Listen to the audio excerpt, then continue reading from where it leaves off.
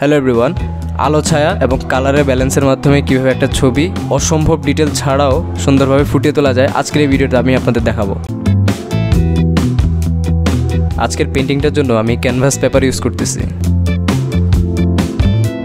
কাজের সুবিধার্থে আমি হার্ডবোর্ডে মাস্কিং টেপ দিয়ে আমি আমার ক্যানভাস পেপারটা লাগিয়ে নিচ্ছি।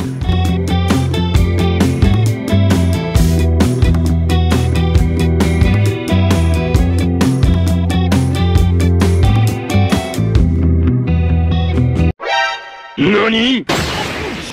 They ask you how you are, you just have to say that you're fine when you're not really fine, but you just can't get. এই হলো আমার কালার প্লেটের অবস্থা।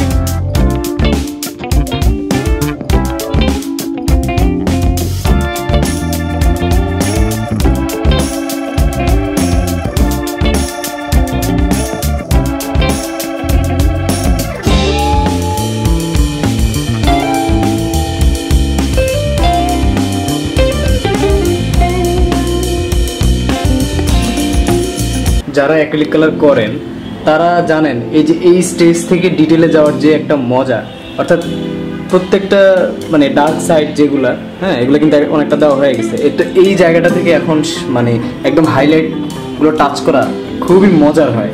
আমাকে যদি কেউ এতটুকু করে দিত এরপর বলতো যে আপনি হাইলাইট বা ডিটেলটা করেন, আমি খুবই মজা পাইতাম, খুবই খুশি হইতাম।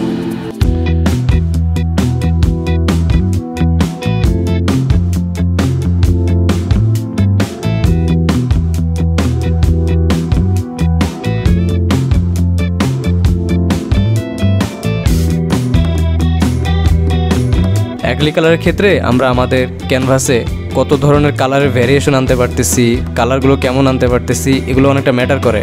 আমরা রঙের পরিষ্কার পরিচ্ছন্নতা বজায় রাখতে পারতেছি কিনা এগুলোও ম্যাটার করে অ্যাক্রিলিকের ক্ষেত্রে। যদি সব কালার ক্ষেত্রেই করে, কিন্তু অ্যাক্রিলিক কালারের পানিটা খুব তাড়াতাড়ি নোংরা হয়ে যায়, তো আমরা কিছুক্ষণ পর পর এই জিনিসটা ধোয়ার চেষ্টা করব।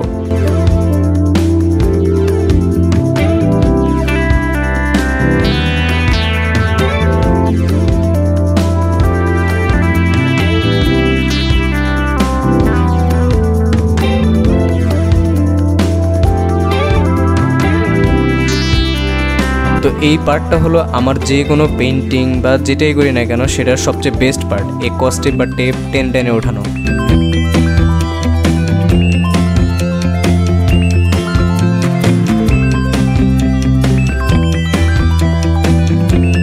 তো এই পেন্টিংটা করতে আমার বেশি একটা সময় লাগে নাই, 2.5 থেকে 3 ঘন্টা মতোই লাগছে।